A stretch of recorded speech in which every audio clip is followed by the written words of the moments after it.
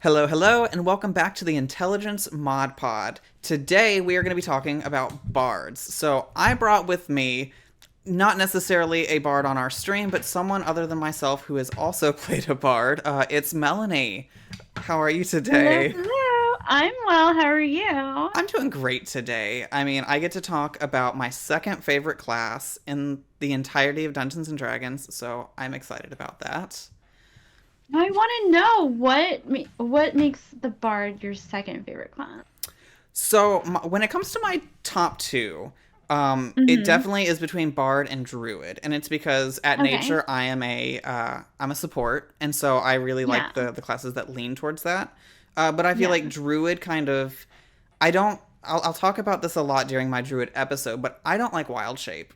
And for someone whose favorite class is Druid, that's a Mm, little controversial. But I love the hot classes. take. Yeah, I love the subclasses that you get to do other things with your Wild Shape.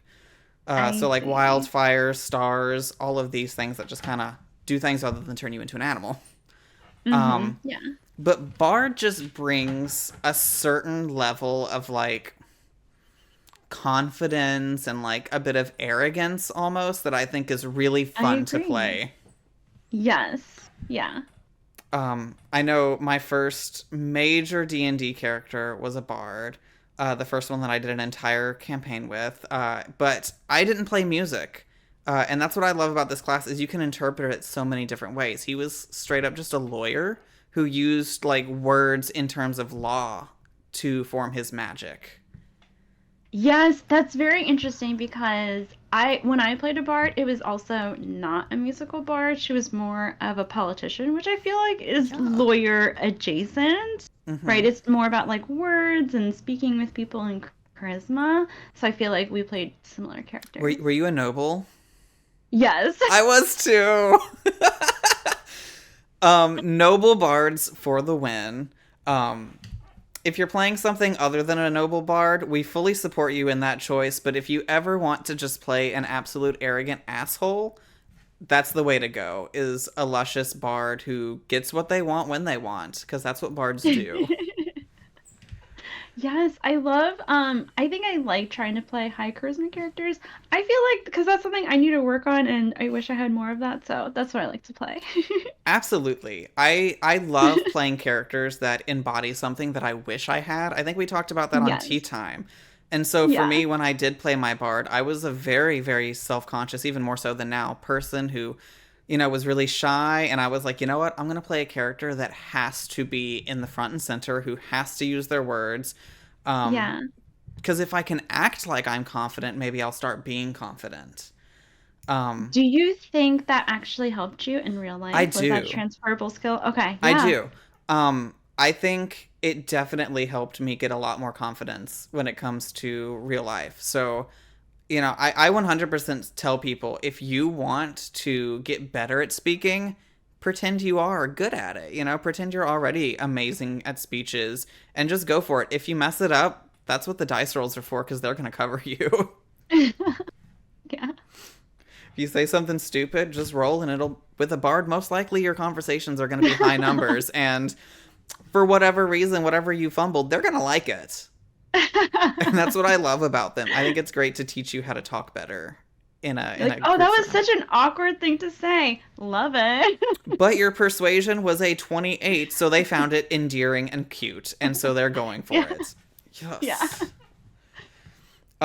But I do also love the musical, like showboaty performer kind of bards. I think they're also a lot of fun. One day I would love to play one because I do play many instruments in real life.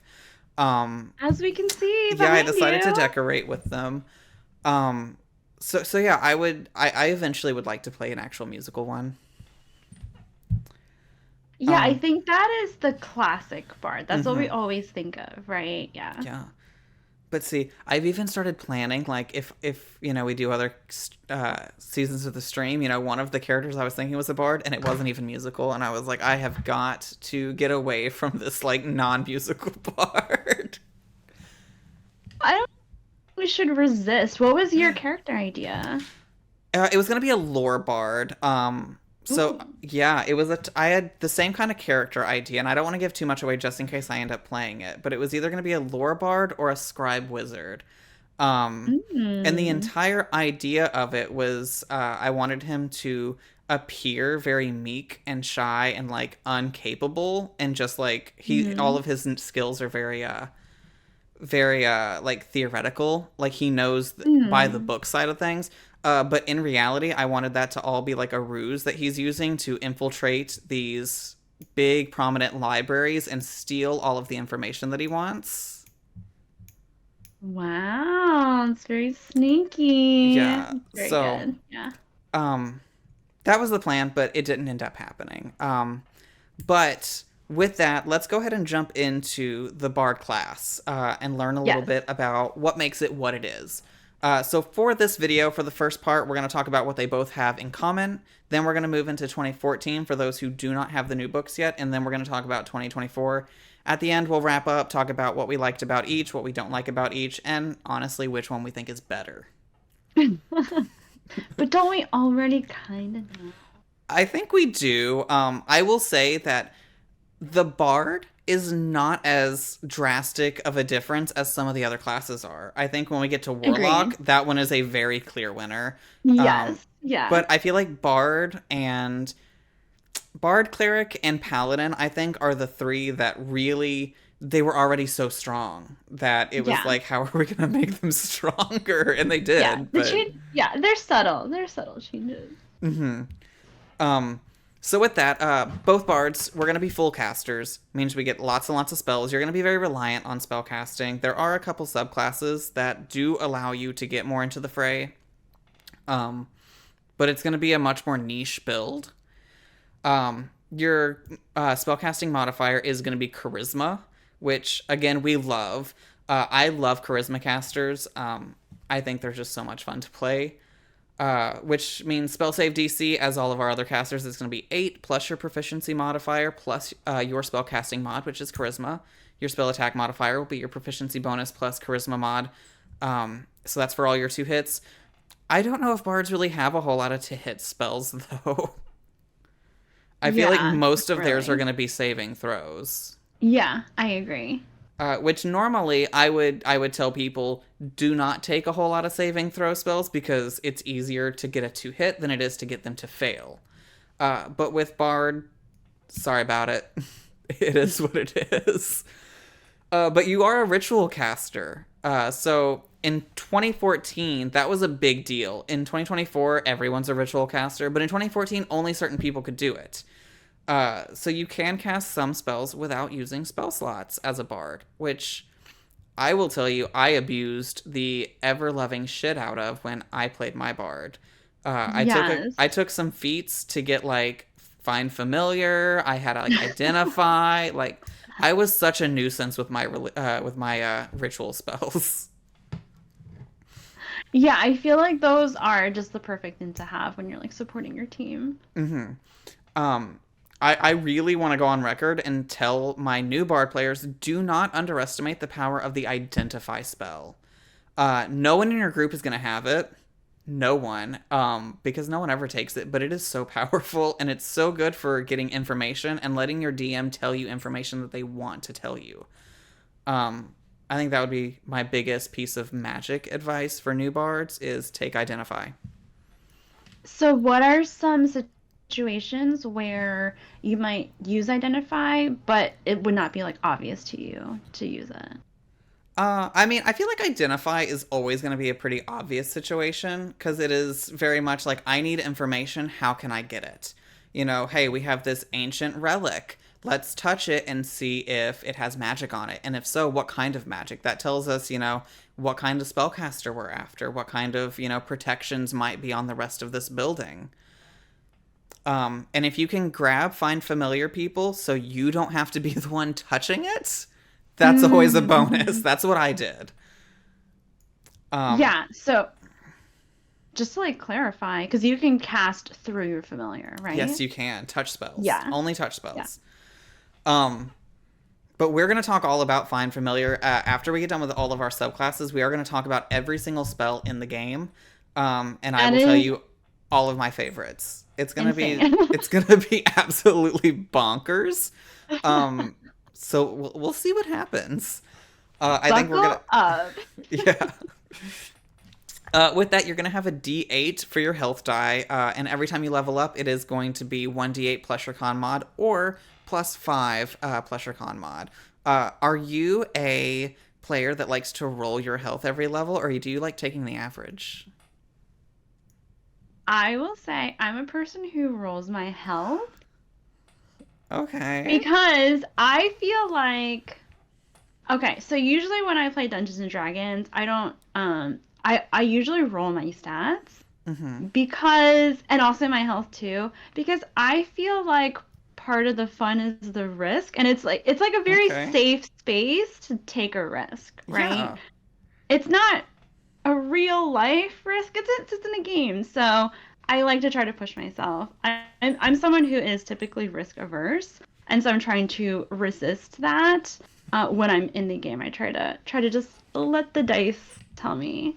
Yeah. What about you? I feel like from your reaction, I feel like you take the I'm average. an average guy all Yeah. day. I like standard array. I like the boring side of D&D. I like look, I feel like from the stream it's pretty obvious that I don't like wild cards. I like to know what's Yeah. happening. Yeah. I'm that's I feel like D&D really brings the control freak out in me where I like to have my hand in everyone's cookie pot and know what's Yeah. happening. And I feel like when you roll, you have no idea what the hell's gonna happen, and that's scary to me. I don't like it. But I see the draw. That's what makes it exhilarating because you don't know what's gonna happen. Yeah, no, I hate it. But with your either plus 5 or your roll, you also are going to gain proficiency with simple weapons, with the addition of hand crossbows, long swords, rapiers, and short swords.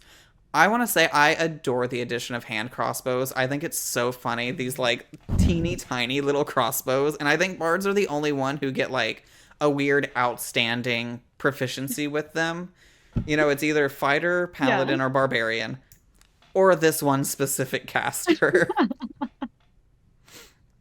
And I adore that. You're also getting light armor. We're not branching into medium or heavy. And you can't use shields. So your AC is going to be Except your purely friends. determined by your dexterity. So you better have a high dex. Yeah. But talking about dex, your saving throws for a bard, you are going to have dexterity and charisma. So you're going to have a little bit of a bonus for those dex saves. Um, I don't know when you're going to be doing charisma checks. They are not very often, but you're covered, I guess. There's worse. I guess there's worse. There's actually not a worse saving throw that I can think of. I feel like, Charisma checks? yeah, I feel like Hmm. charisma saves are like Bane. It's like you have like a slightly negative effect on you, but if you look at like a strength check, you're probably getting grappled or crushed. A con check, you're getting Yeah. poisoned or diseased.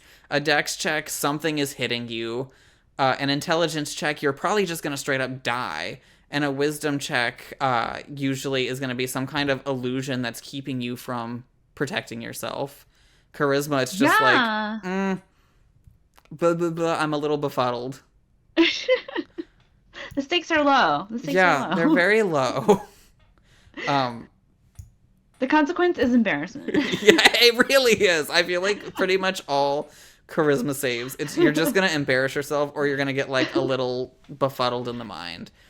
Um, but bards being the when it comes to skills, bards are kind of known as the jack of all trades.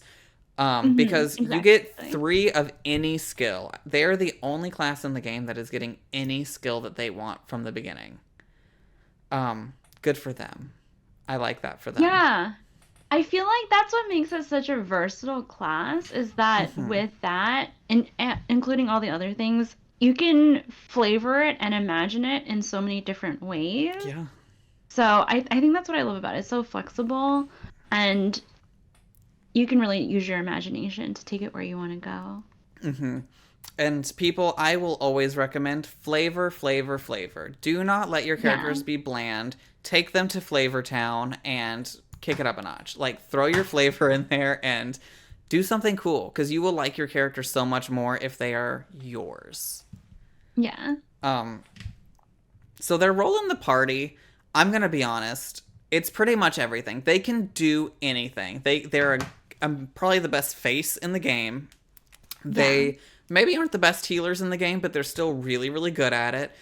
They have tons of control spells. They can do crazy stealth missions. They can be a information gathering machine, or they can just be an average ass support. Like they can do everything but tank.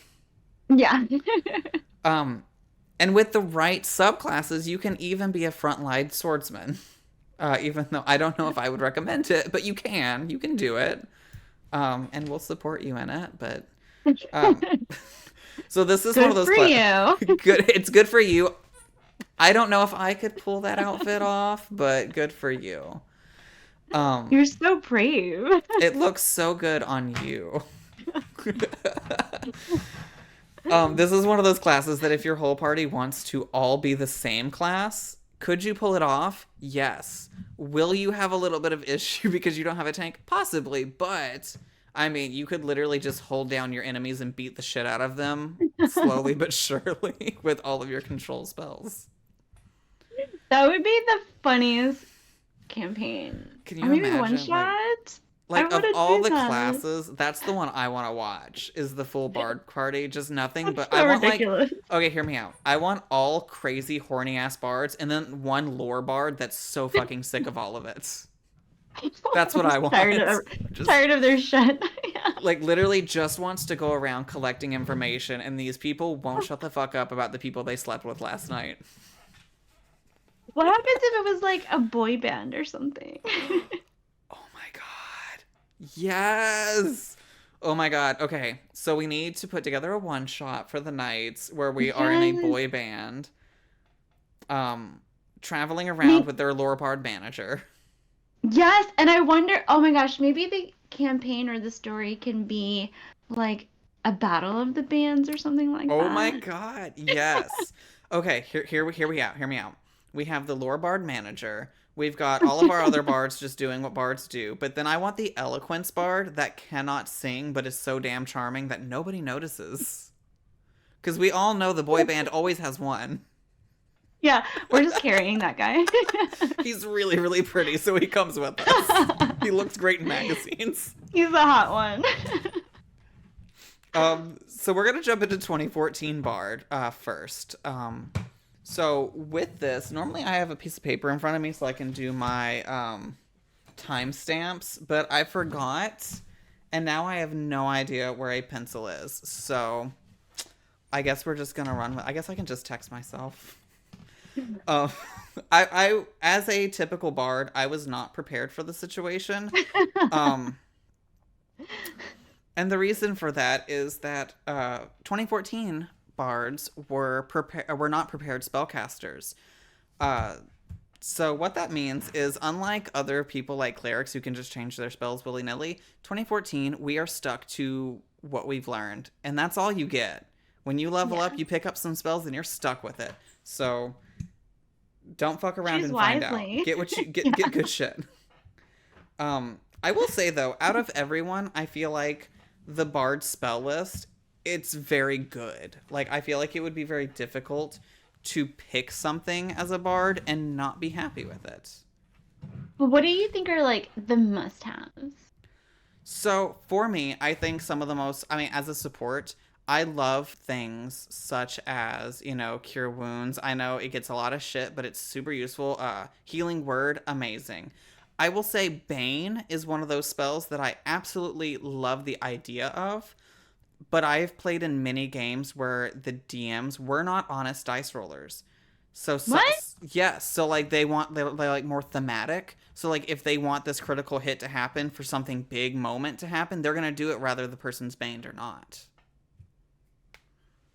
That's very interesting. Yeah, so that's something I like to talk about on this podcast a lot, is that there are situations where you are going to be at the DM's discretion, where like with the Bane spell, if they're not honest, Bane's pointless.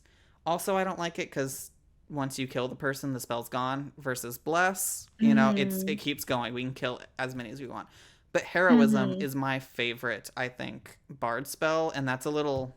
Not a lot of people like it, but there's not a whole lot of damage reduction in Dungeons and Dragons, and I feel Yeah. like heroism is a good like. Here's five It's health, unique. five temp Yeah. health, and you get it back every turn. And you can put it on Yeah. multiple people once you get to higher levels. I think it's great. Um, Once we get up to higher levels, hypnotic pattern is a game changer. Mm. Fun fact, I don't know where I picked it up, but for the longest time, I could only say hypnotic pattern. I don't know why. I think when I first started playing, that's how the DM pronounced it. And so, like, I'm Pattern. sitting here like hypnotic pattern, and then someone says hypnotic pattern, and I'm like, they just said the spell wrong. And then I looked it up one day, and I was like, fuck, my whole life is a lie. You're like pattering around. Yeah. I don't know what was happening with it, but I mean, and like, if you're going infiltration, there's so many great spells that can, change the way people look. Invisibility. There's like it. Love that. Yeah. Anything you want to do, a bard can do it. Straight up. If there's a spell out there you want, odds are the bard has it. And if they don't, we have features to get them. Um, Mm. yeah, so let's go ahead and jump into some of these features. So right off the bat, you're going to be starting with a very specific set of equipment. It's a little bit different in the new one. So back in the day, we had 3 choices to make. The first one was a rapier, a longsword, or a simple weapon. The second was a diplomat's pack or an entertainer's pack. And the last was a lute or any other musical instrument. I think it's weird that for the last one, they didn't just say your choice of musical instruments. They like had to specify like a lute or one of the other ones. A lute or one of those BS instruments. I don't think, and I never took a lute ever. I mean, I wasn't musical, but I still had a flute. Mainly for the sexual jokes because I'm a bard. I might as well make them, right? You're also getting leather armor and a dagger.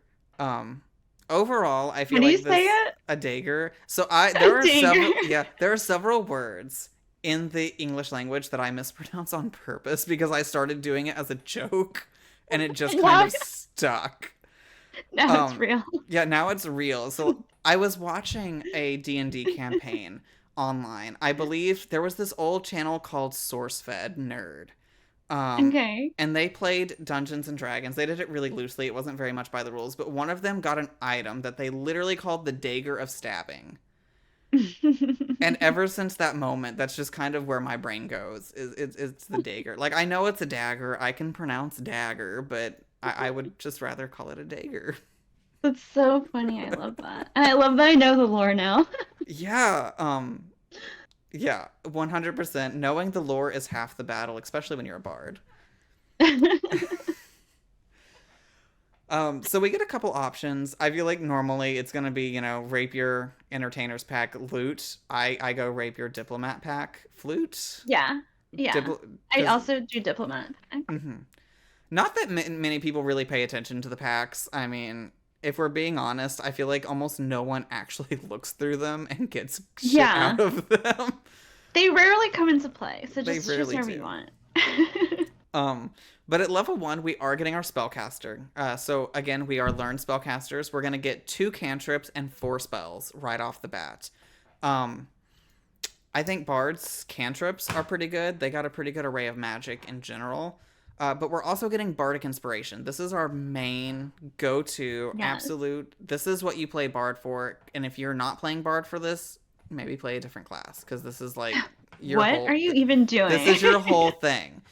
So bardic inspiration, you use a bonus action on your turn to choose one creature other than yourself. You cannot inspire yourself, which I think is a misstep. I need a subclass that is full of vanity, that like they look in a mirror and they're inspired by themselves. That would be so funny to me. And the creature gains a bardic inspiration die, which at level 1 is going to be a d6. Once within the next 10 minutes, they can roll that die and add it to an ability check, attack roll, or saving throw that they make. They have to do it before it is announced if it is a success or failure, though. So if you are a bard, sometimes DMs, like the moment they hear the dice roll, they will like announce, let them know, hey, we're doing bardic shit. Don't announce it until we finalized. Yeah, yeah. Because that That's is a a good tip. thing. That's a hot tip. Yeah. Um, I will say though, most DMs, if they spout it out like that, they will still most likely let you use your bardic. I don't know many DMs that are just absolute asses and we're like, sorry, I said it first. That doesn't happen a lot. Um, also, they can only have one bardic at a time. So you can disperse as many as Mhm. you want, but each individual person can only have one. You can use this feature a number of times equal to your charisma modifier, a minimum of once, and you regain expended uses when you finish a long rest. Um, as we level, it's going to get stronger, but at level 1, this is a strong feature. Because Yeah. odds are you're going in with a charisma modifier of 3. So you've Yeah. got 3 uses of this every day, essentially. Um, I it's great. This is strong. I think in the new one they didn't even change it for the most part because it's good. We like it. But that's pretty much all you're getting at level 1. How do you feel about level 1 bard? Because there are I some like classes it. that are awful. I think level 1 bard is one of the stronger level 1 classes. I think if you're Yeah. starting a campaign and you're worried about like, oh, level 1 is so boring. Like I know a lot of people hate level 1 through 4. Bard is a great one that Mhm. is really fun all the way from the beginning all the way to the end. Yeah, I think like you said, it's the bardic inspiration that really makes it powerful. Hmm. And so you feel like you're doing something, you're participating and helping out right from the start. Yeah. Yeah. Um, Also, something I always like to tell people is ask your DM to do janky shit. Like, if you bring up the idea of, like, hey, if I look in a mirror, can I inspire myself? Because that's my character. Like, my character's vanity is so extreme. Let him do it, but just make sure that you're ready to also use your vanity as a negative to your own character. A lot of DMs will let you do that as long as vanity is both a positive and a negative. What would be like a negative? Like imagine you're in the middle of a battle and you pass a mirror. You have to like lose a bonus action to like look in the mirror and check yourself out. I don't know. Like I think that's fair. Yeah, If I you're gaining agree. a bonus action to yourself, you should be giving up a Yeah. bonus action against yourself. Yeah. That's funny. I think that would be really great. I would love it. People in my games that watch these, I want a bard like that in my game. I would have so much fun with it. Once we hit over to level 2, though, we're going to be getting Jack of all trades, which means you can add half Yes. your proficiency rounded down to any ability check you make that doesn't have proficiency bonus. Again, they literally are the Jack of all trades. This is, in my opinion, one of the strongest level 2 features in the game. In combat, maybe not so much, but out of combat, this is amazing because you're getting a minimum of a +1 to every single skill in the game.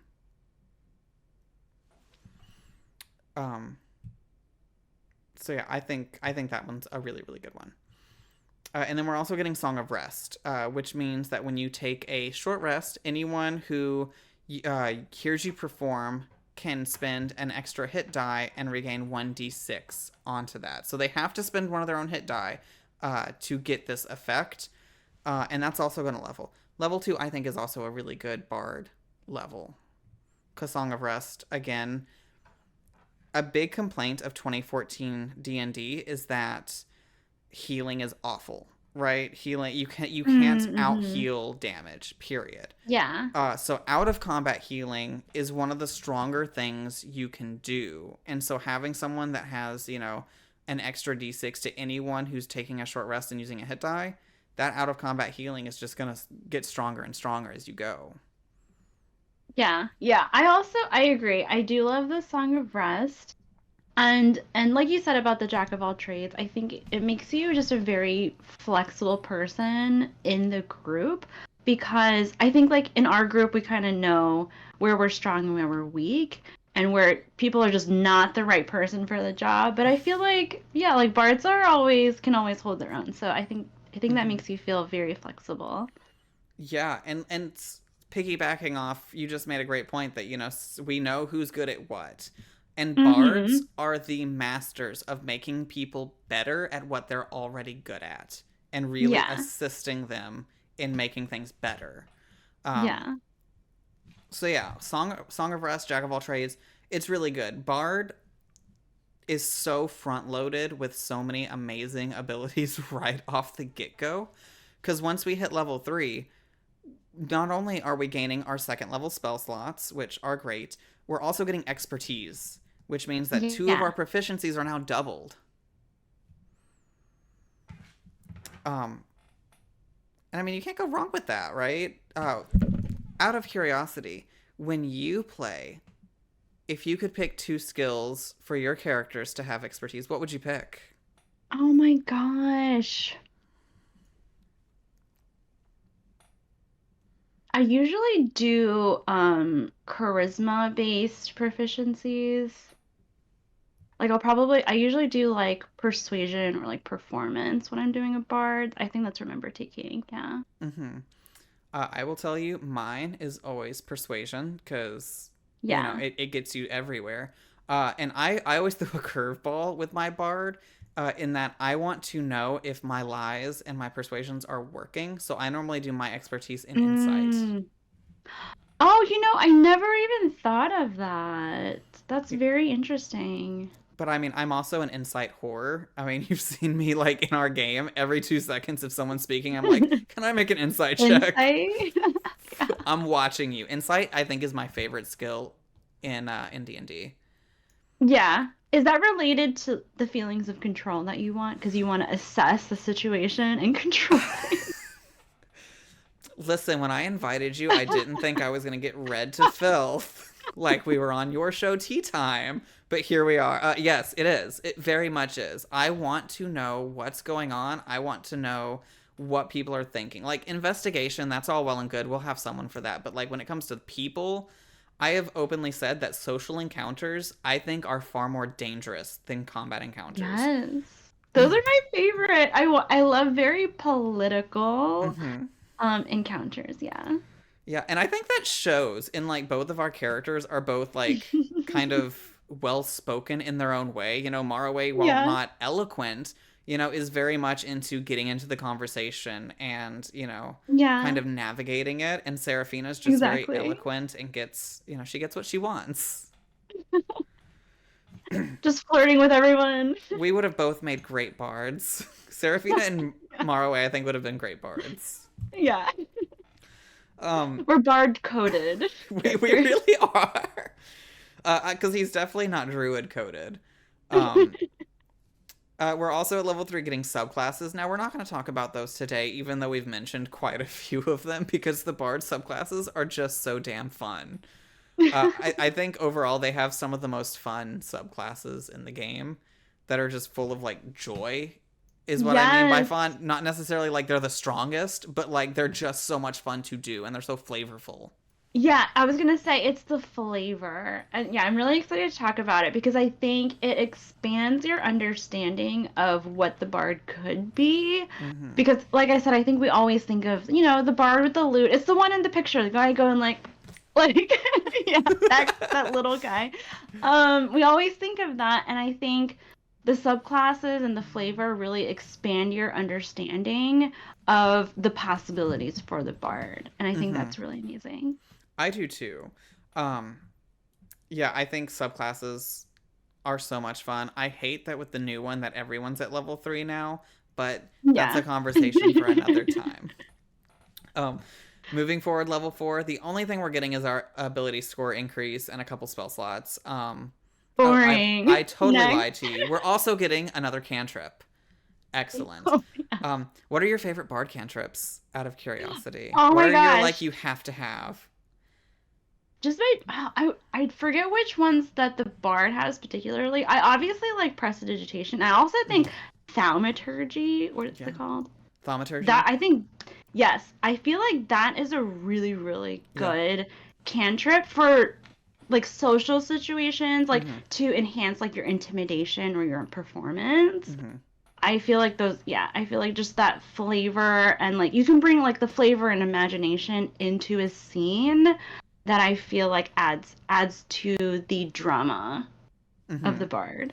Yeah. Yeah, my top three would have to be obviously Vicious Mockery and Mindsliver, because they're both like, not even for like, because I get to mock people, but because it's like, let's take away their ability to hit my allies, because it adds the minus D4, but also Mindsliver, because you're doing the same to their saving throws, so your spellcasters who have really cool shit are now more Yeah. successful. Um, That's but very interesting. my Yeah. go-to cantrip, the cantrip I think is the most dangerous in my hands specifically, would have to be message, because Really? when it Tell me comes more. to manipulation and getting information, being able to relay it to the group without anyone knowing you're doing it, I think is such a Mm. powerful tool. I think message is super slept on. So Hmm. at level I 3, think that's what I would have. that's very. I feel like that's underutilized in my toolkit. I I do mean, have a question. yeah. Yeah, go ahead. Oh, I was gonna say, in our campaign, I just got message, and you are about to see me in my element, because Ooh, I'm social excited. situations and manipulation is where I as a character thrive. I'm so excited to see this. Ooh. What were you gonna That's say though? Oh, I was gonna ask you, is prestidigitation and thaumaturgy, are those available for I birds? think prestidigitation is. I do not think thaumaturgy, or it might be the other way around. I have Mm. D&D Beyond in front of me right now, specifically for this situation, so I can pull this up and look. We have prestidigitation, but yeah, we do not have thaumaturgy. That's too bad. Yeah, I want to say a spell that you specifically use that's on the Bard spell list, Friends. I am shocked at how well you've done it, because that spell scares me, because it's like they become aggressive afterwards. So I'm like, I'm never using Yeah. that. But then you're just like, it doesn't matter if they become aggressive because you're tied up. Yeah, it's for those people that you're not gonna see again, right? It's just like, Mm-hmm. just for now and then bye. Yeah. But once we hit level 5, we're getting a bit of a power spike. I feel like level 5 for everyone is this kind of like Yeah. power spike level, where our proficiency bonus is going up to 3. We're getting more spell slots. We're getting more spells known. But we're also getting Font of Inspiration. And what that means is you regain all of your expended uses of Bardic Inspiration when you finish a short or long rest. So now you can just be throwing those shit out all the Yeah. time. If you have a warlock in your group, you know they're going to need a nap like every 3 seconds. So throw your Bardic out. Yeah, now you can just like waste them. Yeah, just someone's Your about to bardic do something. inspiration. Pew! Pew! You are inspired, my friend.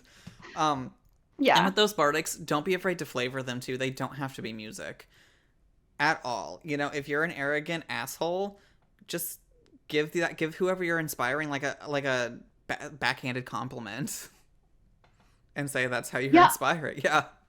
I remember for my bard, I would give people compliments to And like make them I feel good know about a themselves. super famous bard from the Dimension 20 cast Fig, you know, she would do like the wink at people.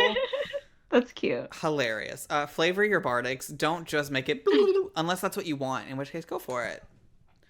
Um, yeah, but speaking of bardics, you're also getting a D8 now instead of a D6, so it's getting a bit stronger.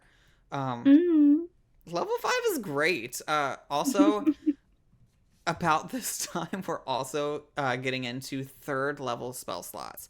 Now, for most classes, this is when you really start taking off. And Bard is no different, because you're going to be getting foresaid hypnotic pattern, um, which is just an absolute beast of a spell. We're getting like our mass healing words, slow, sending, dispel magic. Again, I'm actively looking at the spell list, and there's only about 2 spells on the third level spell list that I wouldn't take. So, I mean, Which one are they? I want to trash on them. oh, absolutely. It would be catnap. What Um, is catnap? I don't even think I know that. so catnap is a spell where you put your friend unconscious. I think it's for like 10 minutes. But when they wake up, they've essentially had a long rest. So I mean, it has uses, but I When are mean, you gonna use that. Yeah, I mean, I guess if your they're out wizard for needs 10 spell minutes. slots and you're on a downtime, knock their ass out and then they get all their spell slots back. So, I mean, I guess it has uses. It's just, it has uses, but it's never something I actively go out of my way to get. Yeah, I feel like that's very specific. It is a very specific fantasy to take a 10-minute nap and have a full rest. Yeah. For sure. And that's the only one I'm actually seeing that wouldn't just be something that I would, actively take all the time. Everything Yeah. else is great. Bard's spell list is my favorite spell list in the game, hands down. So after that, we're hitting level 6. We're getting another third level spell slot. So now we have 3. We have a bit more. We're getting another spell. We got 2 third levels, so you can start getting into this really juicy third level spell list. And we're also getting Counter Charm. Now, Counter Charm in 2014, as an action, you can start a performance that lasts until the end of your next turn. During that time, you or any friendly creatures within 30 feet of you have advantage on saving throws against being frightened or charmed. The creature must be able to hear you to gain this effect. The performance ends if you are incapacitated or silenced, or if you voluntarily end it. No action required. What are your thoughts on this? Um, yeah, I don't. That's also just what a. No, I don't think this is helpful. It's not great. This is super niche. This is like the only time I can see you using an action on this is if your whole ass team just got taken over by fear. Yeah, But this even is then, it's very your whole ass specific. Yeah. turn, and it's only giving them advantage on the saving Yeah, throw. So it's now we have to wait for their turn. I feel like as an action, I would have liked it if it was like whoever used this on can use a reaction to take a saving yeah. throw in reaction to the counter charm. I think that would have been really good. But that's not what it is. Yeah, the price is not worth it, right? It's not. It's silly. I Yeah. mean, there's gonna be a niche moment where your barbarian Mhm. is raging and you need them in the fight, so sure, they're gonna be more useful than you are as a bard. Go for it. It has its uses, but I can tell you, I have played 3 bards now, and I have never Yeah, used it. exactly. Exactly. So, unfortunately, level 6 is a little bit of a bust for the bard. It's not their best level up, but we just had so many great levels, so we knew it had to come eventually. One disappointment after the next. I know. Well, in all honesty, we're about to actually have a dry spell for our poor bard. They just got so much power, and then from level like 6 through 10, we're really not going to be getting a whole lot. So we're just going to run through those pretty quickly so we don't All have to right. dwell on not getting Yeah. anything. Yeah. Level 7, we're getting 4th level spell slots. That's great. There's some really great 4th level spell slots. But again, I feel like the heavy hitter is Hypnotic Pattern, and we got that 2 levels ago. So it is what it is. Level 8, we're getting an ability score increase or a feat. Again, that's a great level up, but Bard itself is giving us nothing. Mm-hmm. Level 9, proficiency goes up to 4, and we're getting our first 5th level spell slot. Again, awesome, we're getting new spell slots, but Bard in themselves are not doing anything for us. Yeah. So we have this little bit of a dry spell for our poor sexual Bard, but at level 10, he is getting lucky because this is probably the Ooh. strongest Yes. level up for the 2014 Bard. We are getting even more expertise, so 2 more that you're getting expertise on, but we get to the cream of the crop, the absolute deliciousness, which is magical secrets. So I have to be honest. Right now, I'm having to double check to make sure this is not the 2014 magical secrets, only because there's a certain wording in it that I think I might have put the wrong one in the wrong space. So I'm just going to read it straight from the book. By 10th level, you've plundered magical knowledge from a wide spectrum of disciplines. Choose 2 spells from any class, including this one, and the spells must be of a level you can cast as shown in the Bardic table. Or a cantrip, so you can actually pick up more cantrips. Why would you do this? I don't know, but you could. Yeah, what a waste. Whatever, do you. The chosen spell counts as a bard spell for you and is included in the number of spells that you know. But it does not count against the amount that you can know. Oh, actually, just kidding. I lied to you. It does count as a spell that you know, so it's still the only amount that you can know. Mm. Um, so yeah, so we're popping that. Any spell from any spell list, 2 of them. Really, really strong here. And they count as bard spells. So this isn't even like when you take a feat and you plunder someone else's spell list, because then it like goes off Oh, interesting. intelligence. Yeah. This is a Yeah. charisma spell. Yeah. Um, That's yummy. it is absolutely amazing. Whenever one of your friends has been casting Fireball and you're like, man, I wish I had Fireball, guess what? Now you do. Just because you chose to have it. I mean, there is no spell that's off limits for you. Here's my question though. Yeah. If you were a bard though, how would you flavor a fireball? Because would you keep it a fireball? So it would purely depend on what kind of bard I'm playing. So my lawyer Yeah. bard would, Yeah. I will be honest with you, my lawyer bard might have had ties with devils. Okay. So I would have just literally flavored it as Hellfire. That's He was crazy. like, Yeah. look, his whole deal is that he would make predatory contracts with the commoners in order to make them meat shields for him, because in chess the pawns move first, and he wasn't going into battle first, he was going to let the pawns go first. So I would just flavor it as Hellfire. But if you're doing like a musical thing, I don't know, Yeah. maybe your like riffs are so tasty that it just explodes. Yeah. I don't know. I mean, realistically, as a bard, you're still a mage user, so you Yeah. can still just say, I point and fire explodes. Yeah. Excellent. Pew pew. Fire. Yeah, just destruction rain down upon everyone. So yeah. Also, on level 10, your bardic inspiration is now a d10. Level 10 Mm. is the gift that just keeps on giving. Because you're also getting another cantrip. Ooh.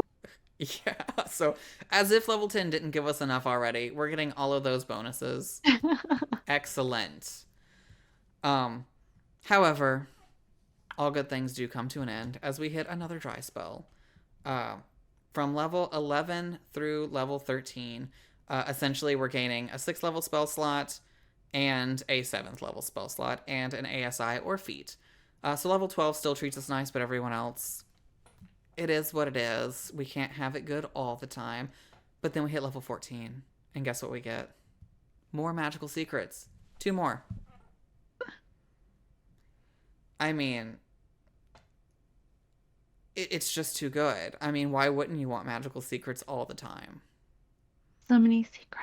So many. What would you pick for your magical secret? What are my options? Everything.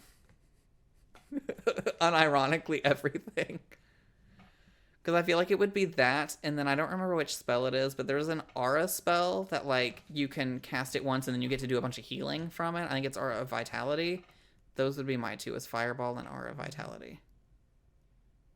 Oh my gosh, Fireball is really cool. Mm-hmm. I don't think I remember Aura Vitality. I don't remember I believe that it's a one. Paladin's exclusive, so only Paladins are getting that spell, unless you're getting it from outside sources. Hmm.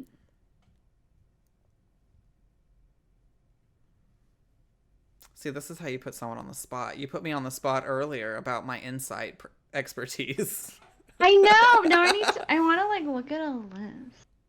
I feel like I choose very carefully depending on my character. So if Seraphina was a bard at level 14, she would have no fucking clue what she was picking for magical secrets. No, yeah. Fireball does sound amazing though. Because it is. What would you recommend? I mean, it depends on your play style. There's, obviously Fireball. I would always take it, even if you're a healer. There's going to be a moment when your DPS When you needs want a some fireball? help, Yeah. that they need help, or you just want to do something cool. Always take it, just cause. It's fun. Because it's so dramatic. It is. Yeah. But then, I mean, again, the Bard spell list is so strong. This is a controversial choice.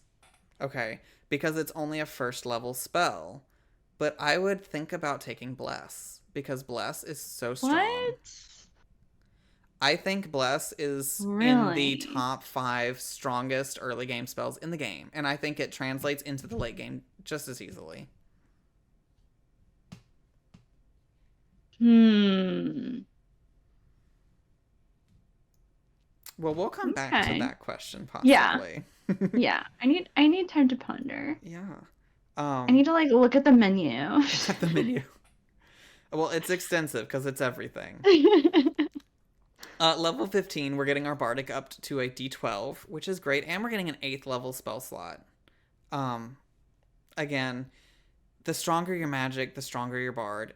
We love to see it. At the end of the day, 8th level spells, is it the strongest? No, but is it the absolute pinnacle of where you would want to be? Absolutely. We're getting things like Mind Blank, we're getting Dominate Monster, Befuddlement, like, come on. Oh my gosh. I know what my thing is. I What? really like banishment for some reason. Yes. I don't know why. I always love that because it just No, that's I such feel a like valid, yeah. it makes a big difference when there's like two really big things in a fight and you just need to concentrate on one thing at a time. So I think Mm-hmm. that's also kind of why I like sleep, because I like to just put someone down so we can concentrate for a while. So banishment has like a similar function where I just Yeah. like to be like, okay, let's just pull this person out of the fight for So now. what I'm gathering right now, I obviously am a healing bard. I like to heal. And I'm getting the Yeah. idea that your bards might be a bit more on the controller side when it comes to Yeah, like your party exactly. role. You like to control Yeah. the battlefield, Yeah. which we need. We love when the battlefield is controlled and it's easier for our frontliners to do all of the fun things that they want to do. Yeah. Um, yeah, I think banishment's a solid pick. That's not a bad Yeah. choice because it scales with your level also. Excellent. Yeah. Um, Level 16, we're getting another ability score increase, followed by level 17, giving us our first 9th level spell. Now, Hmm. Bard spell list for 9th level, we're getting Foresight, Mass Polymorph, Power Word Heal, What? Power Word Kill is on the Bard list. Uh, Psychic Scream, True Polymorph. I love True Polymorph. What Um, is true polymorph? So, True Polymorph, you're aware of what power Polymorph does, yes? Yes, yeah. So, when you cast True Polymorph, it is permanent. That's what I was afraid of, and that's crazy. So the new form is chosen by their challenge. By you have to pick a form that's equal to their challenge rating, or lower. So you can't turn like I can't look at Seraphina and turn you into like a Tarask. So I couldn't do that, but we could, turn you into something different. Yeah, that's crazy. Oh my gosh. Um, am I misunderstanding this spell? Oh, I guess it's only an hour. I lied. Okay, okay, that's not too bad. Okay. I was like, wow, permanent? That's intense. Well, maybe True Polymorph isn't super great, but I mean, that's still kind of cool, I guess.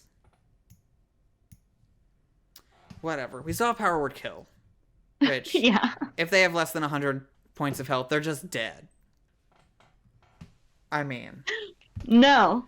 Also, I really want to say, if you're out there playing D&D and your DM asks you how much health do you have left, you tell them and then they Power Word Kill you, call them out for metagaming.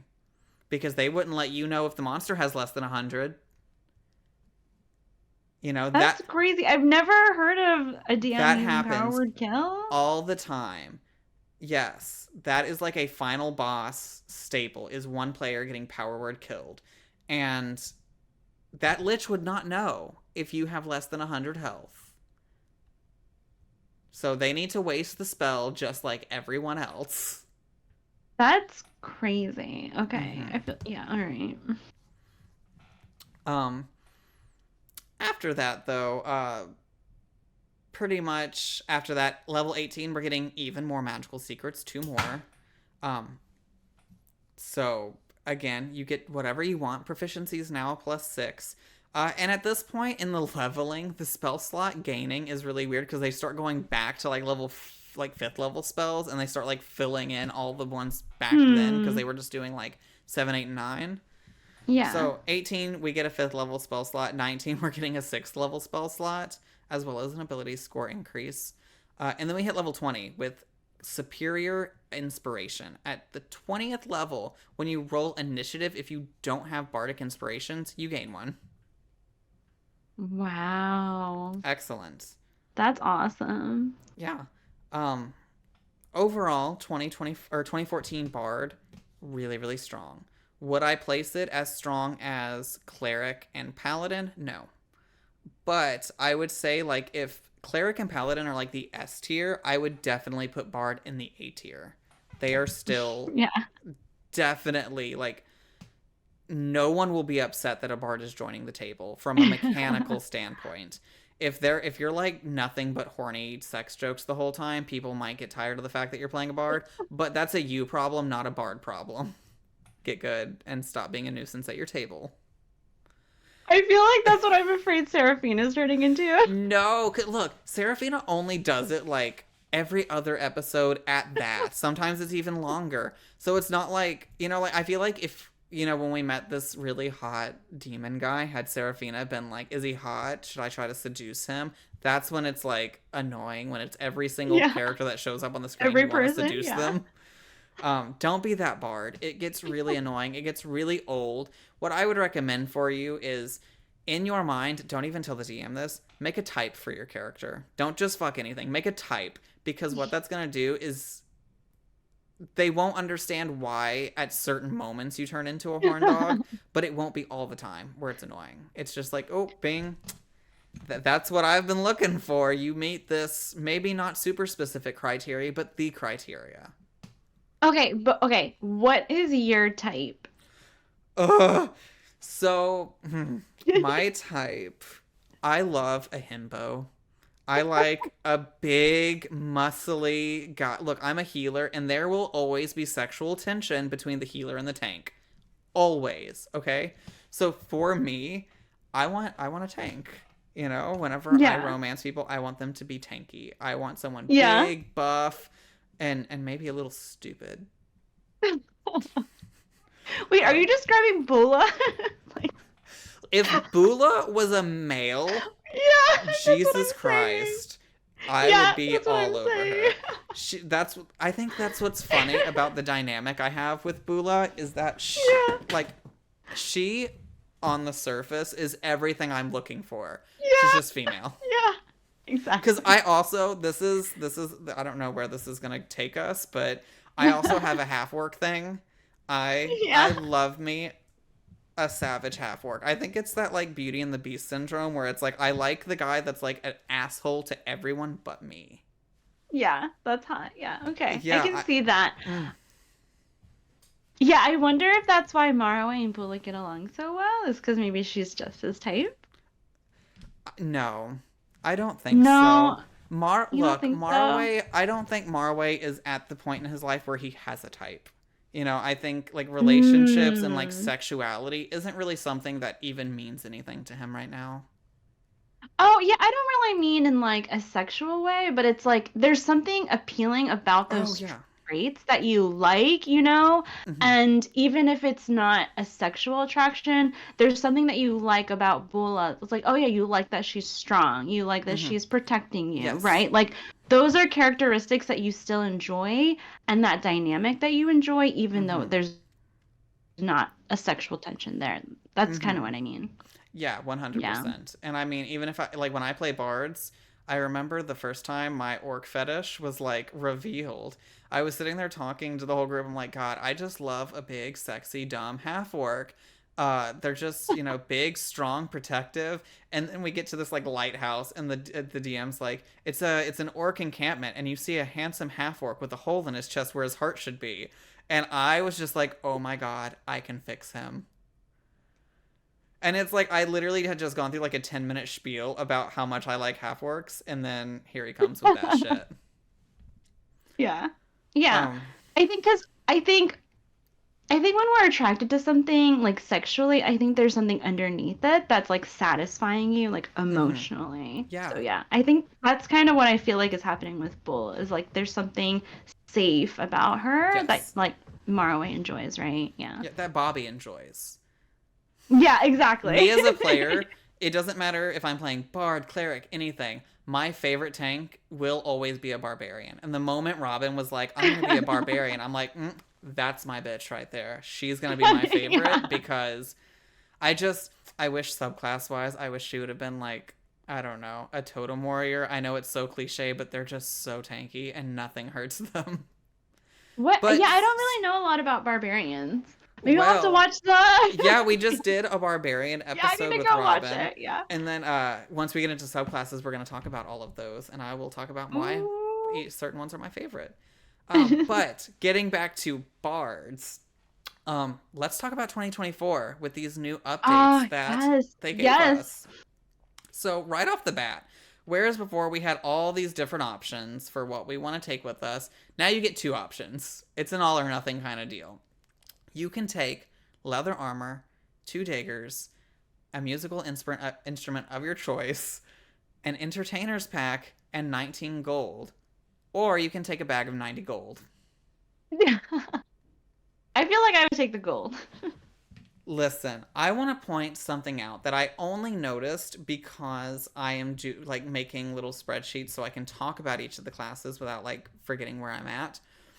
And that's that Bard has one of the lowest gold startings of any class.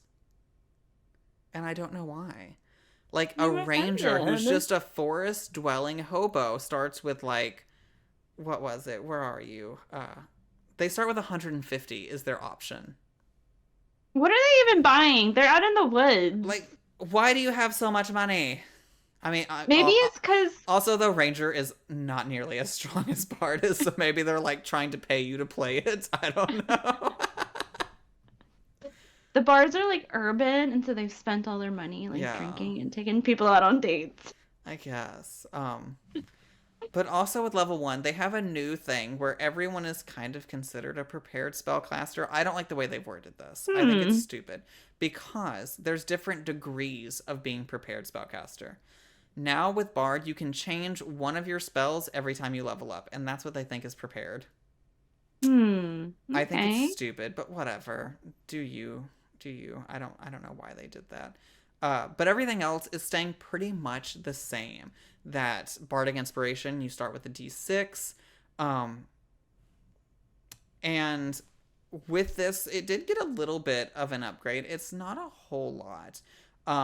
But now it is an hour that it lasts instead of 10 minutes. Super great. Yeah. But it's still restricted to the same use amount, that it's based on your charisma modifier, minimum of 1. And it's still a bonus action to inspire and give that d6 on any d20 test. So d20 test is the new wording that they're using for anything you're rolling a d20 for. I see. Okay. But I like... Oh, actually, also, I want to point out that the new wording says once within the next hour when a creature fails a d20 test. So now you don't even have to do it before you know. You only use it when you fail. Oh, that's good. That's so you really never good. waste them. Yeah. Yes. So you have an hour. You only use it on failures. It's on any d20 test. Let me tell you why I like the d20 test. Is sometimes, as a DM, you ask for things that aren't really associated with, like, actual in-game stats. Like, hey, does this guy find me attractive? And then, roll a d20. Let's see. That's just a d20 test. Add your d6 now. All those random ass rolls, add your d6. Oh, I see. Where it's like not quantifiable, but you just want to like. Yeah, I love that. That's very interesting. I like this. I think that's super great. I love this change. New Bardic is awesome, in my opinion. Level 2, though, we are getting expertise again. 2 skills of your choice, and we're getting Jack of all trades. It hasn't changed, so it's still going to be adding half your proficiency rounded down to any ability check that you make using a skill proficiency that you don't have proficiency in. Otherwise, it's just normal proficiency. So, out of combat, you are still a powerhouse. Again, it's good. It's great. Expertise and Jack of all trades. You can't go wrong with them. They're just going to make you so much stronger outside of combat. Level 3, though, we are getting our subclass as well as our second level spell slots. Um, that's about it. Because we got expertise early this time, we're getting it at level 2 instead of what it was level 3 last time. Um, I don't know why that change was made. I really don't. I wonder if it has something to do with rogues, because I think rogues are the only other class that get Hmm. it. I wonder if rogues get it at level I 2, so they were see. trying to like Make it streamline expertise normal. as Yeah. like a level 2 Yeah. thing. Yeah. I don't know. Do you, Watsy? Do you? Um, but then we hit level 4, ASI. Um, honestly, New Bard doesn't feel like it has as much excitement happening early game. Oh, like you don't get all the cool stuff up front I like you feel did like last it's time. not as Yeah. crazy. I don't know. Maybe we were just more jazzed when we were talking about it the first time. I don't We're too know, but excited. Yeah. we were so hyped to talk about bards, but it just, or maybe it's because we've already seen it. You know what I mean? It's like we We were like, oh this is what it yeah, was I already. already know this. But again, level 5, third level spells proficiency goes to 3, and we're getting font of inspiration. So with that, you now regain all Yeah. expended uses of bardic inspiration when you finish a short or long rest. In addition, you can expend a spell slot, no action required, to regain an expended use of bardic inspiration. Ooh, that's That's such a good. win. That's good. Yeah. There are certain classes, subclasses, that I want to play specifically because of this. So I've played a spirit bard before, and they use their bardics in like vastly different ways than every other bard. And Hmm. this right here is going to make them so much more fun because you get to use these random effects so much more. Oh, I see. Um, just like previously, though, we are going to hit level 6, and it's not really going to do a whole lot for us because Counter Charm is no longer on level 6. Instead, they've given it a little bit of a buff and added it to level 7. So we're going to hit level Yes. 7, Yeah, and I want to talk about this. I do too. I'm super excited. So, we're going to get a 4th level spell slot. I want to throw that out there just because we are getting it and it's good. We love going up in spell slot level. But Counter Charm, you can make a musical note or word of power to disrupt mind influencing effects. If you or a creature within 30 feet of you fails a saving throw against an effect that applies charmed or frightened condition, you can take a reaction to cause the save to be re-rolled, and the new re-roll has advantage. I want to talk about exactly what that Yes. wording means. It's not Yes. just it gains advantage, so you're rolling one more dice. You are re-rolling 2 new dice because the re-roll has advantage, and it's That's a reaction. amazing. Yeah. That That's essentially really gave you good. 3 rolls. If your bard has a reaction ready, you have 3 rolls on saving throws. Yeah. I love that. That's so much better because the previous So one much was better. just, when are you using this? Mm-hmm. And it being a reaction, and just, this Exactly. is It's just less really good. expensive. This Yeah. is I like really good. that. This is something I could Yeah. see us using a lot. Charmed Yeah. really doesn't come up that much unless you're doing Feywild bullshit, but Frightened, anytime you're fighting undead and demon, they love to use that shit. So, Mm-hmm.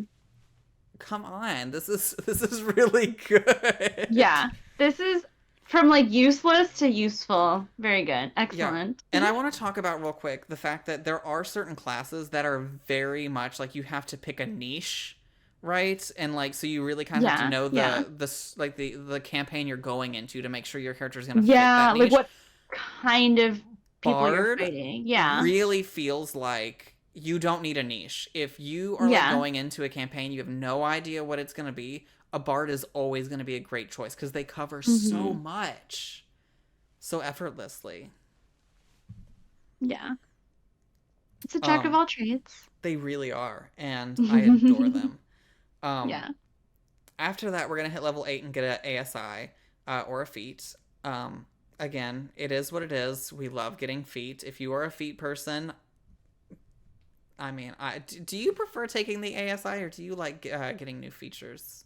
I like the feet. I'm a Me feet too. person. Yeah, I have a feet fetish. I do Um, too. I don't think I've ever taken an ASI. yeah, I think it's just more interesting and more fun to take the feet. Yeah, it just gives you more options, and I like Yeah. that. I Yeah. value versatility over raw Yeah. power, and feat just really Exactly. give you so much versatility. Yeah. So I think Agreed. for bards, I could see an argument for bards taking the ASI because they are already so versatile. But if you really just want to become like you can do anything, anytime, any situation Yeah. you're useful, feat on a bard is crazy. Um, I mean, imagine your bard take Fey wand or Face touched because you're getting to upgrade your charisma by a point, and you're getting Misty Step and another spell. Wow. Yeah. Yeah. Like That's that's all great. your slippery bard needed was teleportation. Come on, give the enemies a chance. Um, After that, though, we are hitting ninth level, where we are going to get our proficiency bonus upgraded, and we're starting to get fifth level spells. Um, when it comes to fifth level spells, there are quite a few really, really good ones that I think a bard should take. We're getting Dominate Person, which is obviously Ooh. amazing. If you're a Mm. support oriented bard, Greater Restoration is always great. Hold Monster. So now it's not just hold people, we're also getting monsters that we can lock down so our frontliners can get immediate crits every single hit. But we're also getting my personal favorite two fifth level spells in the game. And that is scrying, which a lot of people don't use. I can't wait till we get to talking about spells so I can tell people how powerful scrying is. And Okay. modify memory. Ooh, As interesting. someone who likes to know things and mislead people, these two spells Yeah. will make your bard so powerful in terms of deceiving and making the world what you want it to be. But if you are combat oriented, hold monster and dominate person. Excellent choices. Yeah. To me, this is where bard spells really just start taking off and you become a god before everyone else becomes a god. Level 10, we are getting extra cantrip. We're getting another fifth level spell slot, but we are also getting our first taste of the new and improved magical secrets. So, Ooh, okay. Okay. whenever you reach a bard level, including this level, and the prepared spell number of the bard feature table increases, you can choose any of your new prepared spells from the bard, cleric, druid, or wizard spell list. The chosen spells count as bard spells for you. In addition, whenever you replace a spell prepared from this class, you can replace it with any of those lists. So, there Oh. is a little bit of nerfing here in terms Hmm. of now it's not every spell list, it's bard, cleric, Yeah. druid, wizard. So we Yeah, lost they've limited. paladin, Yeah. we lost warlock and sorcerer. I don't know why that choice was made, but it was, and it is what it is. But what I like about the new one is every time our spells like amount go up, essentially from level 10 on, your spell list is bard, cleric, druid, wizard. Yeah, it can be anything you want. You can Anything replace whenever you them. level up Yeah. and take a spell. But Yeah. also, when you level up, remember, because of this new prepared spell thing, we can change a spell. So we can completely shift. So Oh, we I can see. remove Yeah. one of our bard spells plus taking an extra wizard spell. So we could take two wizard spells. We could take a bard, a cleric, and a druid spell. Like, we can mix and match however we want. Uh, Yeah. So of those classes, it's a pure mix and match for whatever you want to yeah. do. Yeah. I love That's this. I awesome. think, despite me loving Aura of Vitality, I will give it up for this new Magical Secrets because I think it's really good. Um, what do you think about that change? I like it. I think it adds to what I enjoy about the Bard, which is you're able to make it what you want it to be. Mm-hmm. You can make it the character that you're envisioning, and it just has the flexibility to turn into whatever you're envisioning for your character and what kind of flavor and powers they want. Mm-hmm. Yeah, and I mean, as a lover of bards and druids, I love the ideology of getting to now take some druid spells or take, Mm. this right here, because of the way it's worded, I could change out one of my old, where before I would have to waste a magical Exactly. secrets, right? Exactly. I can Yeah. change out one of my level 1 spells into bless, and now I don't have to Yeah. use, one of the precious only this amount of magical secrets. Yeah. Yeah. So once you hit level 10, you're literally just take what you want, take it all. Yeah, it's a pure mix and match. That's really cool.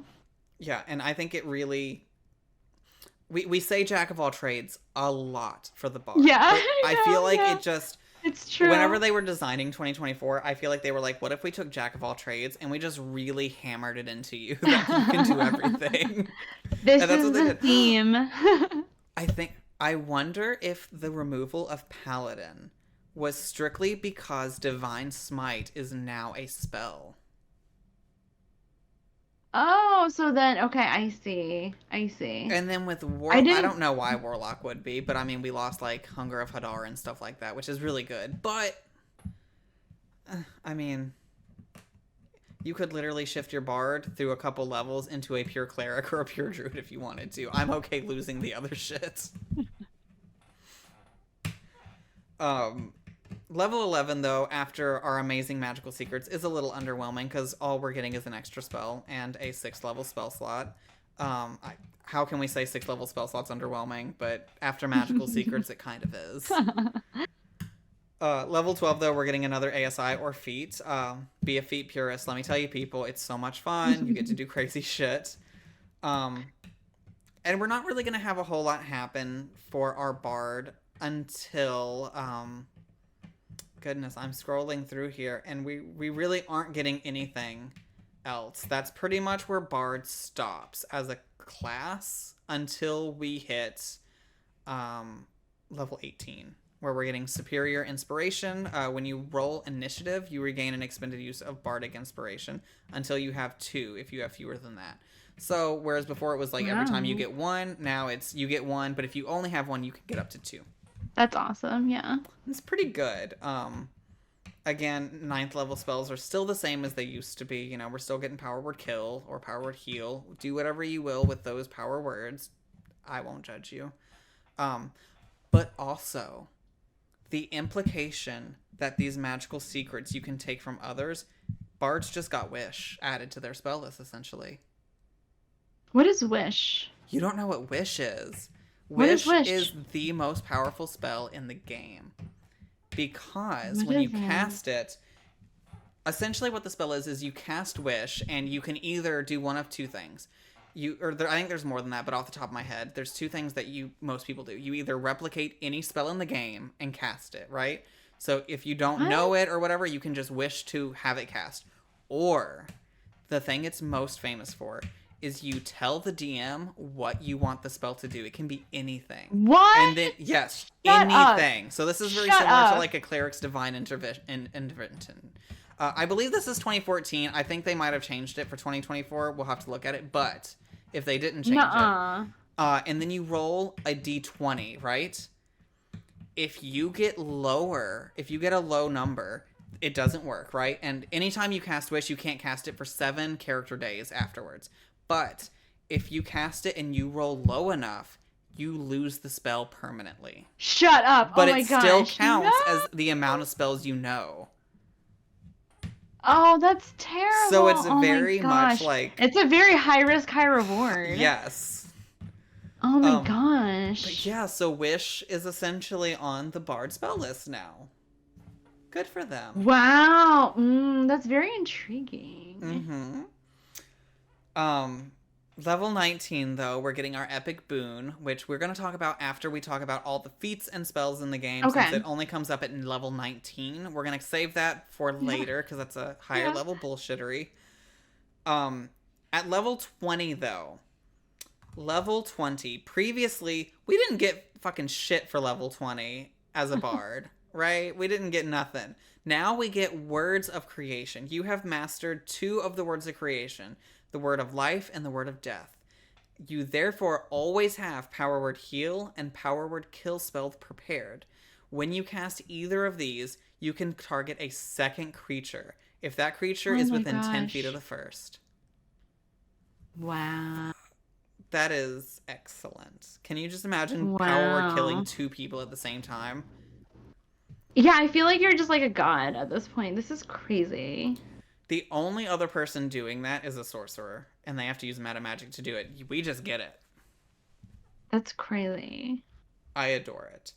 Um, So that's both of these classes. I know we talked, if you only tuned in for 2024, we talked a lot more about personal taste and whatnot in the earlier parts during 2014, um, and about like how we kind of flavor shit. So if you didn't listen to us then, go back and do it. But Do overall, it. what are your thoughts on 2024 as it stands? Like, not even thinking about 14. We'll compare in just a minute, but just Okay, okay, 2024 okay. as itself. I feel like it's hard to speak on it without comparing. Mm-hmm. I like, okay. I feel like I'm very consistent with my messaging on the board. I like that it's so flexible. I like that you can come up with any character concept, Mm-hmm. and I feel like the bard you can turn the bard into that person. Yes. Like you can flavor it. It's so flexible. It has all those classes. You can pick all those spells from those classes. It's like a mix and match.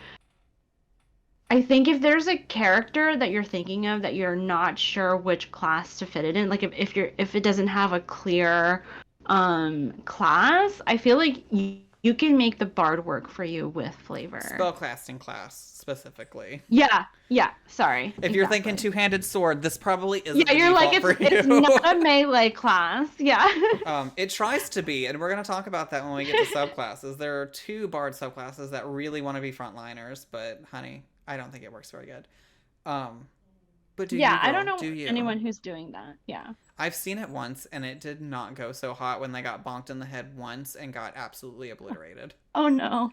It That's was so a rough sad. day to witness to be the healer of the group because I looked in my bag and I didn't have my 300 gold diamond, so there was no revivify happening for that person. Sorry about it. Um, so yeah, I think it retains its spot in A tier. I I would almost give this S tier. I think no, I wouldn't. I still think cleric and paladin are so much stronger just because actually with this bard, you just gained access to spirit guardians. And I think that is a significant reason why cleric is regarded as such a strong class because spirit guardians is so strong. What is Spirit Guardians? Spirit Guardians, it's like a 10-foot AoE around you, and anything that enters into that range takes a fuck ton of damage.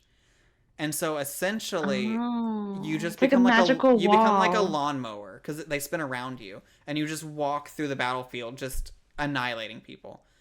So as a cleric, you just kind of walk 10 feet into someone's range, they take the damage, and then you leave. And then if they chase you, they walk back into it, and they take the damage again. Spirit Wow. Guardians is ridiculously powerful. That's very It is. interesting. I think it's regarded as like in the top tier of all D&D spells ever because it's just ridiculous how strong it is, and it scales beautifully. Wow, So I think that's I would get. crazy. I'm gonna Okay. give it S. I would give it in the S tier. Good for Okay, you, it's been Bard. upgraded. Good Yeah. for you, Bard. Um, and I mean, technically, I guess it could have gotten it back then, but I feel like now we're not having to use our precious uh, magical secrets on a level 3 spell. Now we can just get, Yeah. we can Get get yeah, blessed, whatever we can you get want. spirit Yeah. guardians, everything. Yeah. Perfect. Um, as they compare, I think it's pretty clear that the new one is stronger, despite some of the Yeah. changes kind of hurting it just a little bit. But 2024 is stronger. Let's be real. Yeah. It's so I think good. we knew. Yes. I can't wait to slap some subclasses on this bitch. It's gonna be so fun. I'm excited to chat about them because they're very interesting in Yes. terms of flavor. Yeah. Yes, they are. Just as a sneak peek to that, what is your favorite, or if you can't pick a favorite, your top two Bard subclasses? Oh, okay. From like the new one, Any of them. does that count? Okay, Yeah, okay. anything. I really like the dance one. I Yes. think that's really cool. Is that Because your I don't number think I one? ever I think that is. I think mainly just because it's so weird. Like I don't think I would have even thought of that on my own. You're like, are you like inspiring people with your dance? You're like Yeah. in dance interpretation. Um, other than that. I feel like the lore is also interesting to me too. It's like a Mm. nerdy bard. Well, the thing about lore, I haven't looked at it in its revised state yet. So for 2024, but in 2014, you get magical secrets at level 7 in addition to the other one. So you get Oh, extra. because you're so studious. Yeah. See, I We're not think for fucking me, around. yeah, you ain't. You're literally you're probably celibate. You're not celibate. Let's be real. You're still a bard. No, I think for mine, I have to pick in my top two. It would be a toss up for like strength and like Yeah. it just being a strong subclass. Eloquence is all the way.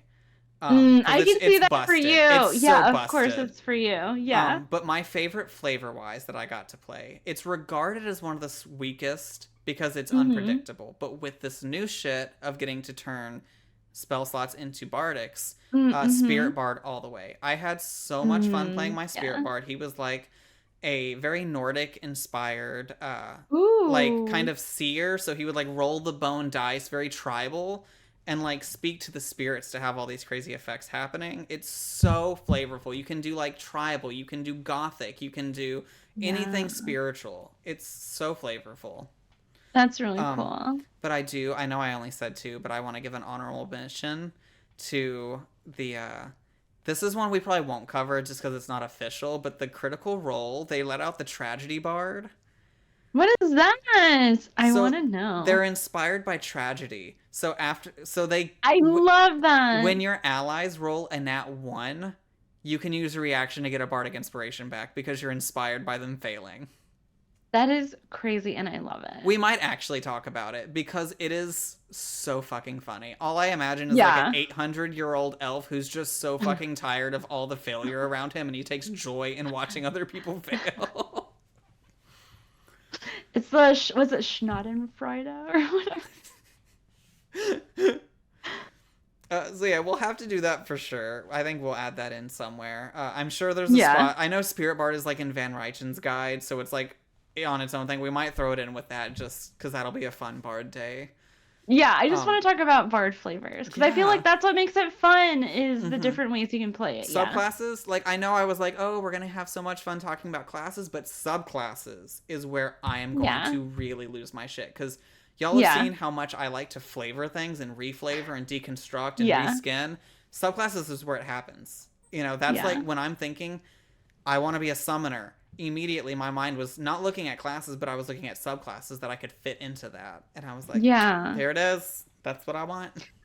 Yeah, I think that's how you should make your D&D characters is instead of looking at the characters as or the different classes as like a menu, I think you should try to conceptualize what kind of character you want to play and then shoehorn in one of the classes Mm-hmm. and then flavor it to whatever you were envisioning. Yeah, Yeah. because you don't have to change the way things work to make it look different. Exactly. Hell, Exactly. Yeah. talk to your DMs. If you like, even if you're just imagining like an ice mage of some kind, right now there's not a whole lot of great ice spells. Fireball can Mhm. be reflavored as ice instead of fire. Talk to your TM. Exactly. Like all of these Exactly. different Yeah. things. I mean, I took wildfire druid and I turned it into a lightning caster because I don't really like fire. Yeah. So reflavor your shit, and bards are the easiest flavored characters in the game. You can do just Mhm. about anything with them. Yeah. I love that. So I think that's going to be the end of our bardic talk today. Have you been bardically inspired by this? I feel like maybe I should be a bard. I know. I'm so upset. Every time, look, this is me. Every time I talk about a class, I'm like, damn, I really wish I was playing that somewhere. I need to be in more D&D games so I can play everything. Yeah.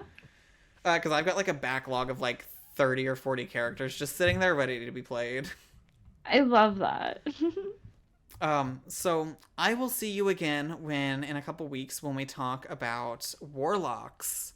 I'm Um, excited. yeah, that's gonna be fun because honestly, I think they had the best glow up of all of the classes They from did. It's 2014 to 24. so yeah, they're I've really never played good. Warlock, and I was so jealous when I saw it. It ate me up inside. Oh I was no. like, oh my god, I just want to play it so bad. But we had already made our characters, so c'est la vie. But yeah, I'm excited. I can't wait to start talking about more and then getting into subclasses with you. I think it's going to be a Oh, lot of class fun. is gonna be so good. Yeah. Absolutely. So with that, come back next week. I'm going to be joined by Dane next week, and we're going to talk about paladins. I Here's some behind the scenes oopsies. I believe I talked a little bit already about the paladin changes and talking about with Dane. I recorded that one like weeks ago. Oh. I don't record these in order, people. I record them as people are free. So yeah, so we're gonna have bards, and then next Tuesday we're gonna have Dane with paladins. Come check us out Mondays at 8 p.m. Eastern. I almost said Central for some reason. 8 p.m. Eastern for Dion Rising. That's the campaign that you can find both of us in. Yeah. And you can see a lot. Actually, the rules we talked about today, you're not going to see them in action because no one in our group is playing a bard right now. Exactly.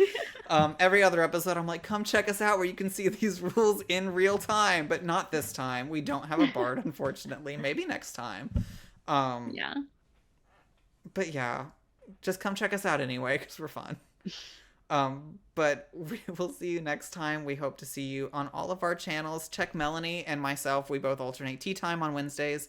But until then, we hope that all of your intelligence checks are successful. And have fun inspiring people.